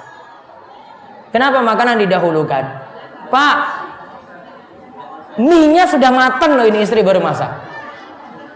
Kenapa dahulukan makan dulu? Mikir mie-nya tadi yang sudah matang tadi. Saya takbir Allahu Akbar, wah itu jangan-jangan anak saya sendiri ngambil ini tadi. Nah, bapak kan gak terima kalau anak makan juga kan? Ya, mikir itu terus, gak konsen, khusyuk gak ada, sholat terganggu. Ya, boleh ketika itu dahulukan makan, namun jangan jadikan keseringan azan maghrib makan terus, nggak jadi sholat maghrib berjamaah terus. Ya. Itu contoh beberapa kasus. Jadi pelajaran ini kita lihat bagaimana kan Nabi SAW ngurus cucunya, ya itu tanda kasih sayang beliau pada cucunya langsung. Maka orang tua juga bisa memperlakukan seperti itu di dalam sholat. Itu beberapa contoh orang tua yang penyayang, dan manfaat pentingnya apa? Siapa yang buktikan kasih sayang ini maka punya keutamaan satu, selamat dari neraka, dua, mudah masuk surga. Wallahu a'lam bishawab. Selesai materi untuk pagi ini. Monggo jika ada yang mau bertanya dipersilahkan. Terima kasih kami ucapkan kepada Ustaz Muhammad Abdullah atas tausiahnya. Alhamdulillah sekali. Sungguh menggugah kita ya ibu dan bapak-bapak sekalian. Monggo mungkin untuk selanjutnya sesi tanya jawab bagi para jamaah yang ingin bertanya. Oh ya, di belakang.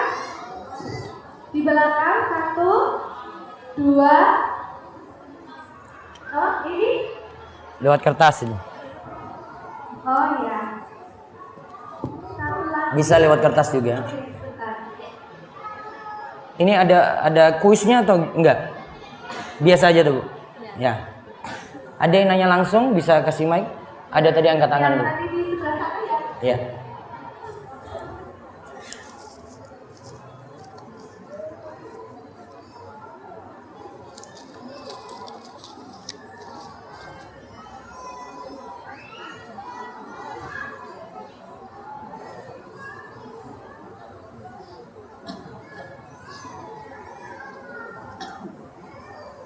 Assalamualaikum warahmatullahi wabarakatuh. Waalaikumsalam warahmatullahi wabarakatuh. Ustaz, saya mau nanya, saya punya 2 anak perempuan, masih umur 2 dan 4 tahun dan 2 tahun. Itu sejak kapan ya kita tuh harus membiasakan bangun subuh untuk anak-anak kecil? Karena mereka biasanya kalau subuh itu masih tidur gitu ya. Terus kalau mau dibangunin kok kayaknya kasihan banget. Terus mereka juga ada PAUD kan yang masuk sekitar jam 8 gitu. Jadi kalau bangun subuh terus nanti tidur lagi kayak 12 gitu. Nah, itu apakah harus dibiasakan dari kecil terus Usia berapa tadi? 2 sama 4? Baik. Ya. Itu sejak kapan gitu? Mulai kita biasakan terus mulai diajak sholat subuh kan? Susah banget kalau subuh-subuh banget ya untuk sekarang. Terus ini yang pertama, yang kedua, tadi kan Ustaz sempat cerita ya kalau anaknya tuh kayak segan gitu sama Ustaz, takut gitu kalau lagi sholat aja sampai nahan nangis gitu kan. Nah itu gimana ya, kita itu pengennya sayang sama anak kan pasti friendly ya, friendly sayang gitu kan. Nah, otomatis ketika kayak gitu kan anak merasa dekat sama kita. Nah ketika merasa dekat itu kan sulit ya untuk menciptakan rasa segan atau takut kayak gitu. Nah kita tuh pengennya mereka dekat sama kita, tapi mereka juga segan juga kalau misalnya kita suruh sesuatu tuh mereka juga maunya nurut gitu ya. Cuman jadi gimana tuh kan kayak dua hal yang sedikit berbeda ya. Segan itu kan agak kayak segan takut gitu, tapi kita juga harus sayang yang juga family sayang dan dekat juga sama anak. Itu gimana membalaskan itu? Terima kasih. Dua tadi itu dikompromikan, Bu. Kadang buat anak itu takut pada kita, kadang kita itu friendly dengan anak. Friendly dengan anak gimana? Mau ibu bangun. Contoh. Coba kalau ibu-ibu punya kebiasaan baca zikir pagi, ya. Ngajak anak santai kemudian sambil hafal zikir itu.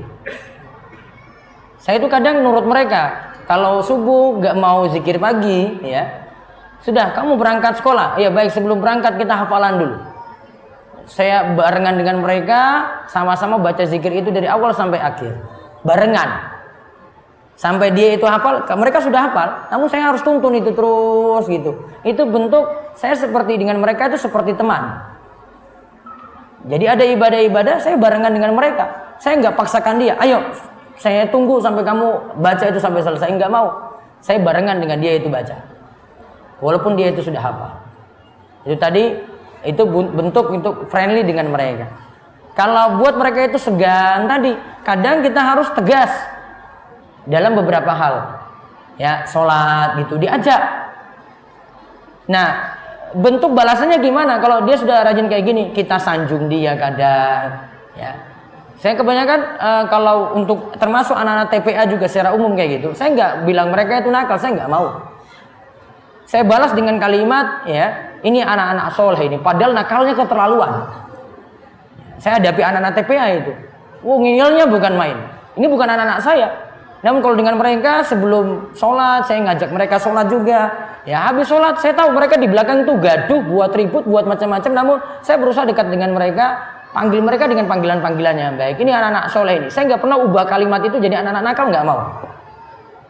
Dari sisi panggilan saya ubah. Untuk jadi panggilan motivasi. Ya. Kenapa diubah? Supaya anak tadi nggak down dengan panggilan anak nakal tadi. Dasar kamu anak nakal kok sulit diatur, nggak mau.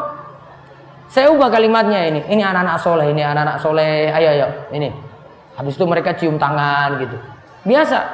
Namun friendly dengan mereka seperti itu. Jadi dua ini disikapi berbarengan. Jangan terlalu friendly sehingga biarkan anak tadi. Contoh tadi. Kalau anak apalagi sudah bisa diajak sholat, jangan terlalu dimanjakan untuk tidur terus. Saya kurang senang dengan prinsip ini.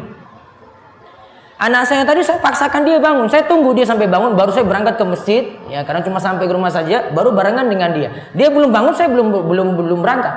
Walaupun jamaah agak telat nggak apa-apa. Kadang harus dipaksa terus. Nah kalau umur 2 atau 4 tahun tadi, 2 atau 4 tahun tadi, kalau saya sikapi untuk anak semacam ini, saya tidak terlalu paksa untuk sholat. Dia bangun, ya, saya punya anak putri masih seumuran itu, saya tunggu dia bangun saja, dia bangunnya jam 6, baru suruh sholat jam 6. Nanti umurnya beranjak, yang penting dia tahu dulu sholat subuh, ya. Oh, kakak-kakaknya sudah biasa bangun pas waktu sholat. Nah, nanti pelan-pelan dia ikut seperti itu lagi.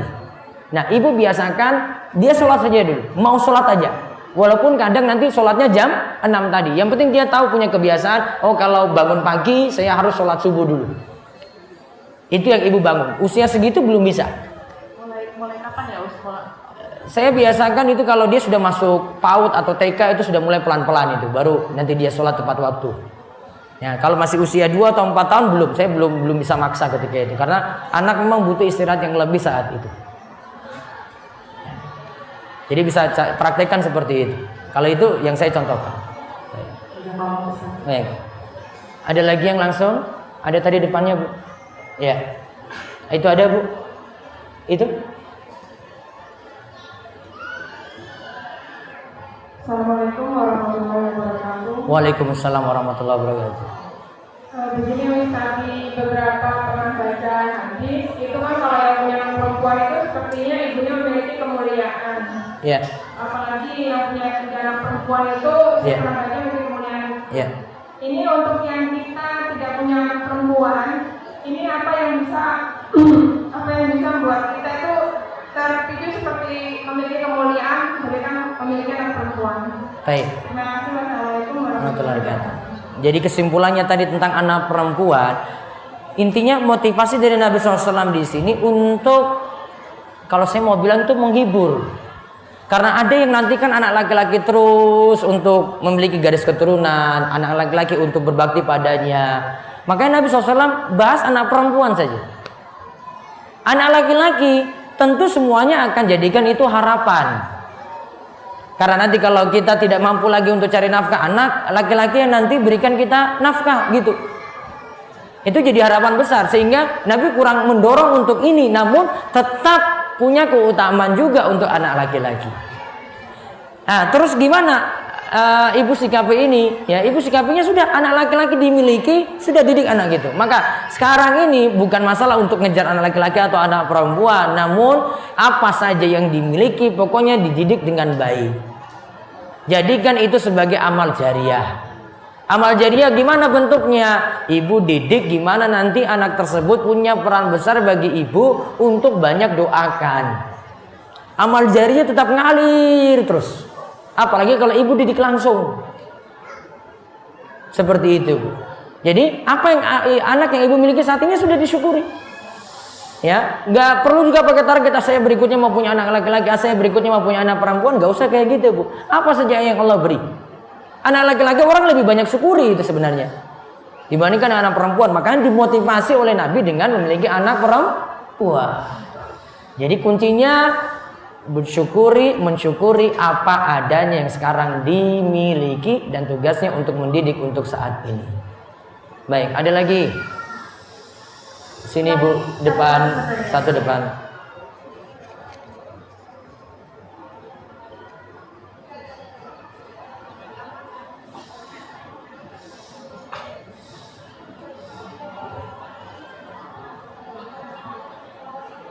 Terima kasih. Assalamualaikum warahmatullahi wabarakatuh. Waalaikumsalam warahmatullahi Sekali wabarakatuh. Ustaz, masalah dengan orang tuanya yang mencintai Allah Subhanahu wa taala. Ingin saya tanyakan Ustaz, tadi 2 anak perempuan, Iya. satu darah dari Ustaznya. Ini ada cerita dari saya yang terkena tsunami, kebetulan orang tuanya dua-duanya yang meninggal, punya anak perempuan dan diasuh oleh keluarga saya juga. Dan dari kakak saya ini punya anak perempuan, anak kandung. Dan karena orang tuanya sudah meninggal, punya anak perempuan dan diasuh oleh kakak saya. Dari sini mempunyai anak 2 perempuan akan menjadi penghalang untuknya dari siksa neraka. Ini satu anak yatim piatu, satu anak kandung. Apakah sama seperti anak kandung sendiri bisa menjadi penghalang untuknya di neraka nanti? Untuk anak kandungnya keutamaannya yang tadi yang hadis yang kita sebut. Untuk anak yatim, dia keutamaannya orang yang mengasuh dengan Nabi SAW dekat di surga seperti ini. Dapat keutamaan juga berarti. Namun dari sisi karena mengasuh anak yatim. Apalagi itu masih hubungan kerabat, 2 pahala. Anak yatim dia dapat, dan ini kerabatnya. Silaturahim, pahala silaturahim juga dapat. Rizkinya insya Allah lancar, terus umurnya juga jadi berkah. Seperti itu nanti keberkahan. Jadi 2 keutamaan malahan, apalagi itu sedulur dekat, kerabat dekat. Ya. Satu lagi sini Bu, monggo. Assalamualaikum warahmatullahi wabarakatuh. Waalaikumsalam warahmatullahi wabarakatuh. Saya mau nanya, usia berapa sih idealnya anak untuk dimasukkan ke pesantren? Terus yang kedua, gimana ya kalau misalnya kita masukin anak ke pesantren itu karena keinginan kita gitu. Jadinya aku masukin anakku ke pesantren padahal dia itu sama sekali nggak ada bayangan mungkin ya untuk ke pesantren. Jadinya benar-benar aku pengen anakku itu nanti terhindar dari pengaruh-pengaruh yang negatif dengan memasukkan dia ke pesantren. Dan kayak gitu dengan enggak, maksudnya anak itu anut aja gitu. Terima kasih jazakallahu khairan. Baik. Untuk masukkan anak di pesantren, saya punya tulisan di website. Saya dulu pernah bahas ini. Anak itu dimasukkan ketika sudah balik. Saya mengambil dalil dari kisah Hadona. Hadona itu ketika suami istri itu cerai, lantas dia memiliki anak, maka hak pengasuhan itu istilahnya Hadona. Hadona ini nantinya berdasarkan hukum Islam, kalau anak tersebut belum balik, maka hak pengasuhan langsung mutlak milik ibunya. Namun kalau anaknya sudah balik, hadona, pengasuhan terserah dari anak. Dia mau ikut bapak boleh, mau ikut ibu boleh. Pelajarannya apa? Anak belum balik lebih harus dekat banyak bersama ibu. Ya kira-kira usia berapa? SD? Sudah balik belum? Belum kan? SMP kan baru bisa dilepas. Mungkin SMA lebih bagus lagi. Ya. SD belum. SD sama ibu terus. SMP atau SMA baru bisa. Ketika dia sudah balik, dia bebas tadi. Makanya dia tentukan pilihan. Saya mau ikut bapak saya atau ibu saya ketika bapak ibu saya cerai. Itu pelajarannya di situ. Pelajarannya apa? Sebelum balik dia harus dekat banyak dengan ibu. Nggak dilepas. Makanya kalau saya sendiri kurang setuju kalau di usia SD dia sudah pondok. Belum. Nah, ketika usia ini ibu punya tanggung jawab besar terus bersamanya gitu. Ya, terus bersamanya nanti kalau sudah balik gitu. Nah, terus yang kedua, apakah saya memaksakan anak ketika saya itu masukkan ke pondok seperti tadi? Boleh jadi anak nggak mau. Ada beberapa faktor kenapa ini anak nggak mau. Bisa jadi karena teman-teman sekitarnya semuanya nggak ikut masuk pondok dan dia merasa saya sendiri nanti ketika masuk pondok. Nah, ketika sebenarnya 2 tahun atau 1 tahun sebelumnya ibu harus sudah banyak merayu dia kalau ingin masukkan anak tersebut di pondok. Nanti di pondok gini, kamu akan punya teman tuh seperti ini, manfaatnya kayak gini. Rayu dia dari jauh. Maka beberapa pondok itu ingin menerima santri-santri kayak gini, dia sarankan pada orang tua 2 tahun sebelumnya kalau bisa sudah rayu anaknya untuk bisa masuk pondok. Namun nanti kembali sebenarnya anak ini kuncinya itu pendidikan itu bukan pada pondok pesantren sebenarnya. Anak ini kan sudah, ini sekarang masuk pondok pesantren. Apa sekarang keluar dari pondok pesantren? Jadi jaminan anak ini seterusnya seperti keadaannya ketika nyantri dulu? Belum. Ini masih dibangun lagi berikutnya. Saya kadang mengkritik beberapa santri pondok pesantren. Kalau setelah dia keluar dari pesantren terus dia nggak kembangkan ilmunya, nggak banyak baca buku, banyak baca kitab, nggak banyak nulis, kamu akan jadi setelah keluar jadi santri tadi, kamu akan jadi orang biasa lagi berarti. Karena nggak ada pengembangan. Pengembangan yang ada itu ketika orang yang jadi santri tadi dia kembangkan ini. Saya harus berdakwah berarti. Ya, harus berdakwah. Sehingga ya, harus pendidikan berlanjut lagi, Bu. Tanggung jawab lagi.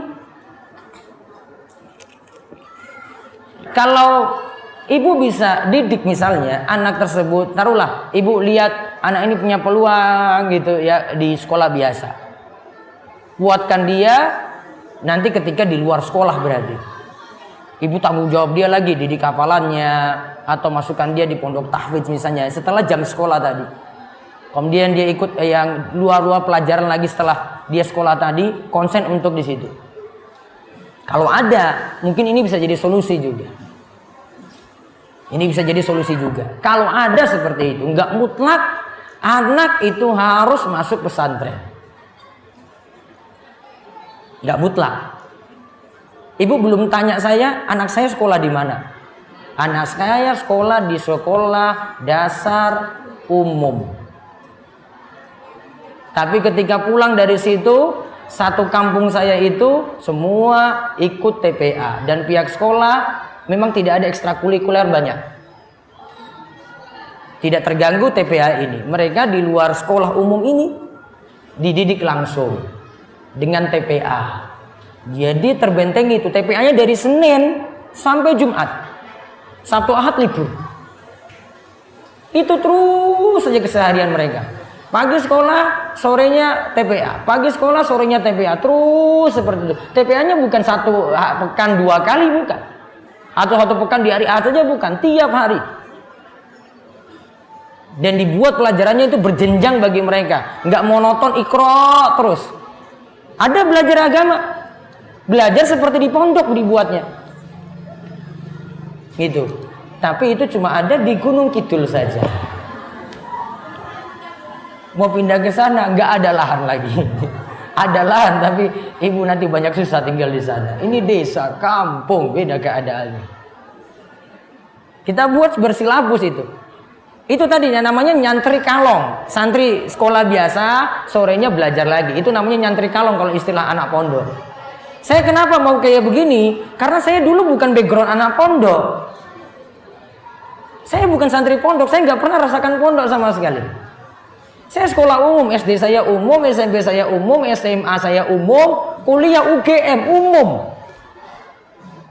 Gak pernah rasakan kayak gitu. Saya cuma tahu belajar dari guru langsung, duduk di majelis ulama, cuma tahu kayak gitu aja. Maka anak saya cuma pingin kayak gini aja. Mungkin saya nggak masukin dia pondok juga, nggak apa-apa lah, beda-beda dikit lah, kayak beda dengan ustadz lain. Beda. Saya mau didikan yang lain pokoknya. Mungkin dia masuk UGM, ya kayak saya juga nantinya. Saya backgroundnya teknik kimia UGM. Nggak ada background untuk agama sama sekali, nggak ada. Saya di luar kampus semuanya itu belajar. Karena belajar dengan guru langsung. Motivasi sendiri. Bukan motivasi dari orang tua, dorongan saya sendiri. Ya saya kok kayak gini-gini terus. Ngapain? Belajar agama.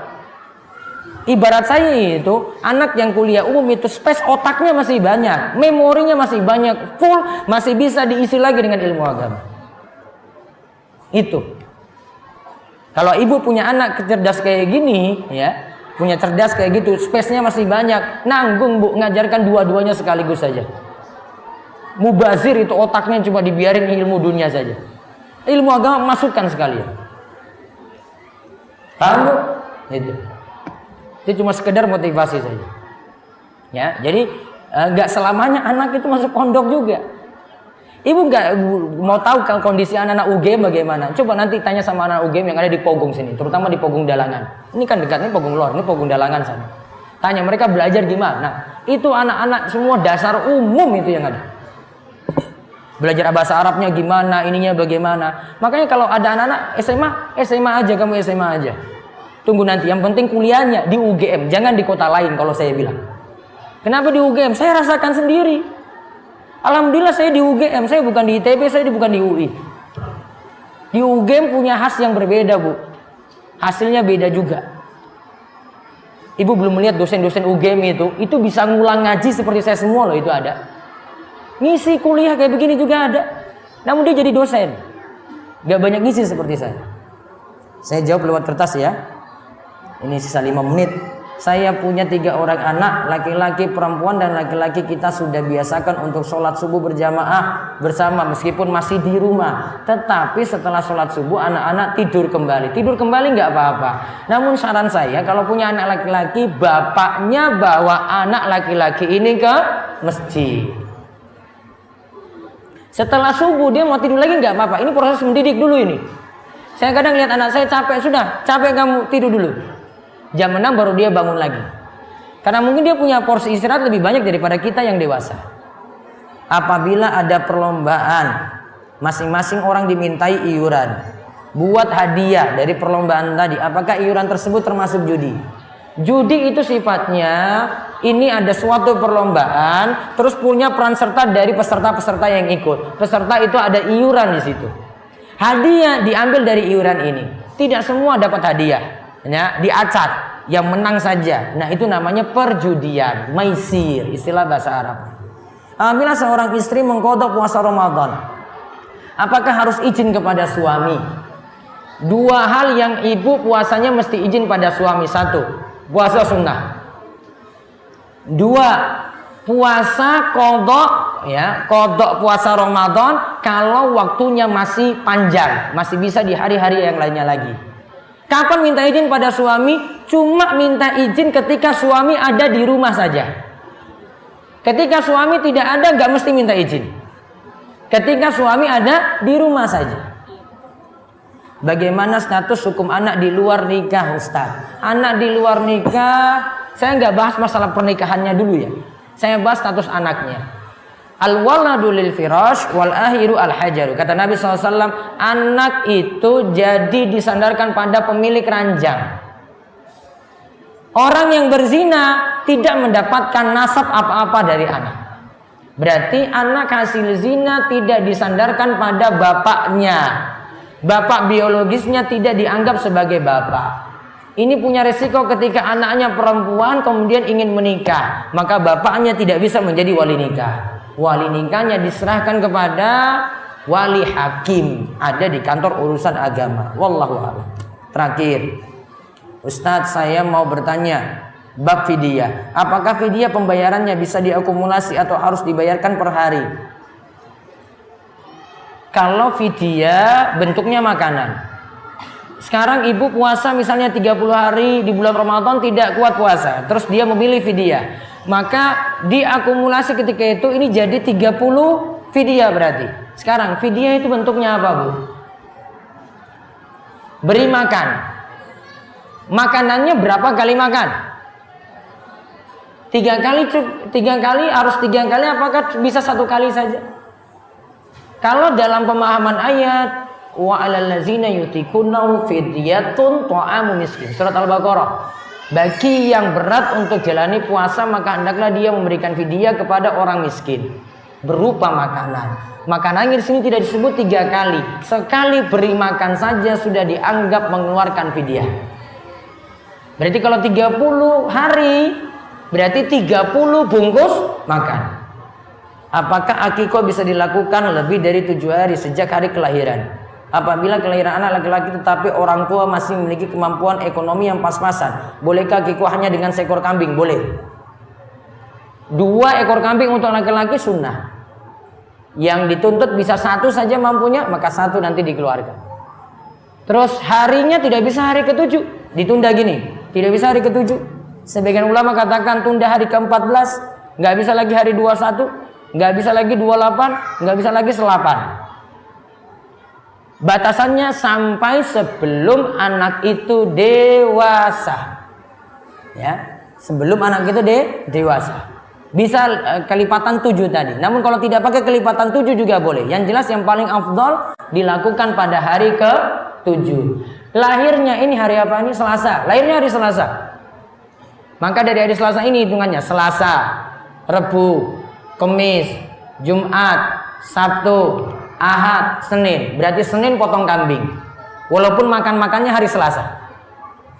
Ya. Kalau lahirnya malamnya, ini Selasa, malam Rebu. Berarti Rebu nanti hitungannya Rebu, Kamis, Jumat, Sabtu, Ahad, Senin, Selasa. Jadi hitungannya 7 hari seperti itu. Wallahu alam bisawab. Ini yang bisa kami sampaikan untuk kesempatan kali ini.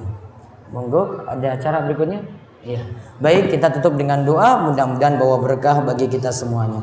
Bismillahirrahmanirrahim. Alhamdulillahirabbil alamin. Wassalatu wassalamu ala asyrafil anbiya wal mursalin nabiyina Muhammad wa ala alihi washabbihi ajmain. Allahumma inna nas'alukal huda wat tuqa wal afaf wal ghina. Allahumma inna nas'alukal jannah wa na'udzubika minan nar.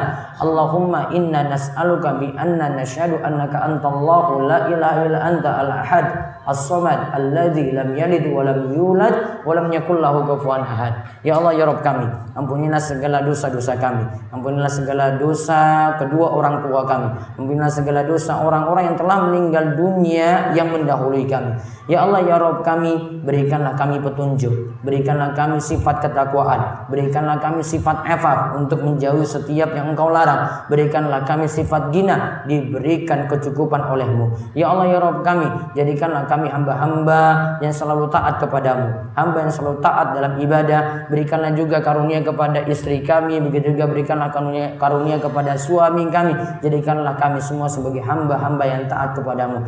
Rabbana hablana min azwajina wa dzurriyyatina qurrata a'yun waj'alna lil muttaqina imama. Ya Allah ya Rabb kami, jadikanlah diri kami dan juga anak-anak kami, pasangan kami menjadi qurrata a'yun, penyejuk mata bagi kami, yang menyenangkan kami ketika mereka itu melakukan ibadah kepadamu. Ya Allah, tambahkanlah kami ilmu yang bermanfaat, berikanlah kami taufik untuk beramal soleh, berikanlah kami juga rizki yang thayyib, rizki yang halal yang diberkahi, dan berikanlah kami pemimpin yang soleh yang dapat memimpin kami dengan baik. Ya Allah ya Rabb kami, berkahilah kami dengan rizki, jauhkanlah kami dari kesulitan utang, jauhkanlah kami dari penyakit berat, jauhkanlah kami dari kejelekan di masa tua kami, dan jauhkanlah kami dari musibah-musibah yang datang tiba-tiba yang memberatkan kami.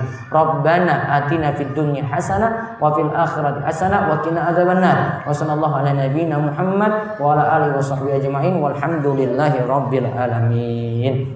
Demikian, mudah-mudahan manfaat, dan kami mohon maaf jika ada kata-kata yang kurang berkenan, dan Allah terus memberikan kita taufik dan hidayah untuk terus menjadi lebih baik selepas ya kajian ini. Demikian kami kembalikan kepada pembawa acara. Wabillahi taufiq wal hidayah wal inayah. Wassalamualaikum warahmatullahi wabarakatuh.